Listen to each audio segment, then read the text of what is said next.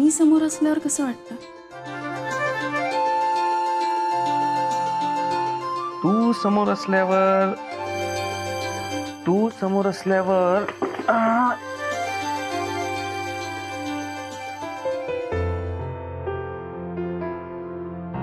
Amazing वाटतं एकदम.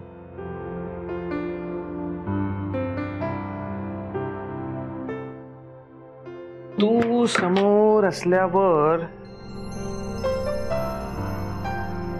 Moonlight मध्ये एका शांत तळ्याच्या काठावर पाण्यात पाय बुडवून छानसं गाणं गुणगुणत बसतो आपण. तेव्हा कसं वाटतं? अगदी तसंच.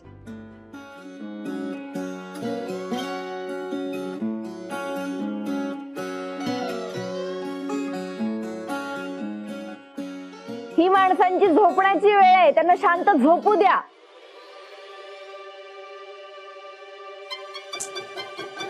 गिटार ठेवतो, रणगाडा अंगावर येईल. काकू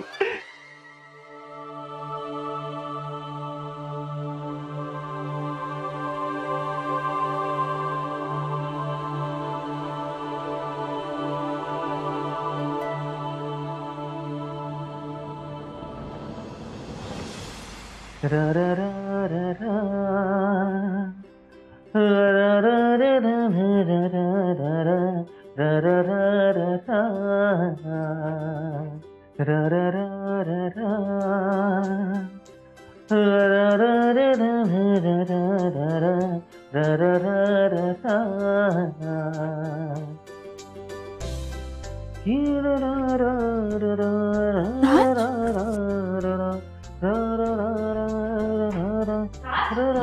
अरे रे, तू का झाडतोयस घर?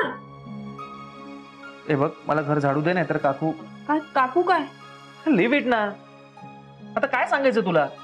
पण सांग ना, काय झालंय?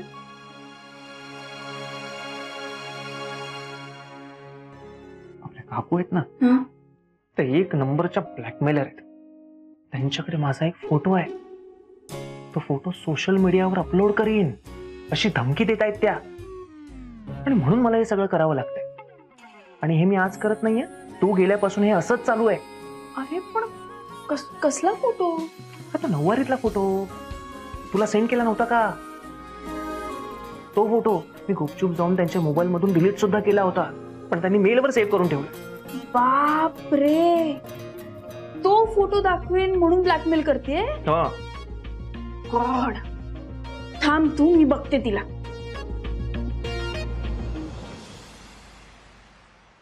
कावेरी थांब. हे सगळं काय चाललंय? काय म्हणजे?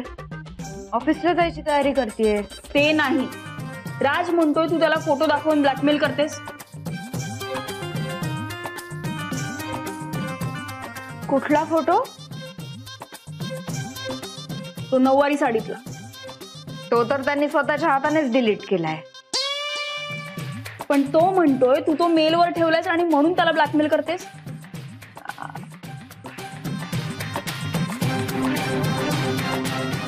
इकडे ऐक, मी ते फक्त त्यांना घाबरवण्यासाठी म्हणते. आता हे आपल्यातच ठेव. काय तू बरी आहेस ना?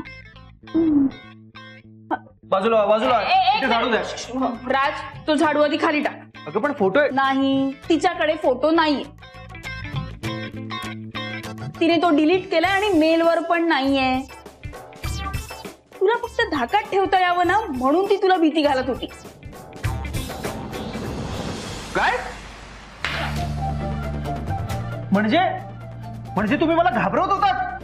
अशी काय ग वैदेही, कशाला सांगितलंस तू? एकतर कशी बशी मी गाढवाच्या गळ्यात घंटा बांधली होती. हँग ऑन, तुम्ही मला गाढव म्हणालात? अरे देवा, सॉरी म्हणायला पाहिजे ना आता. म्हणजे गाढवाला? काकू इकडे. सॉरी.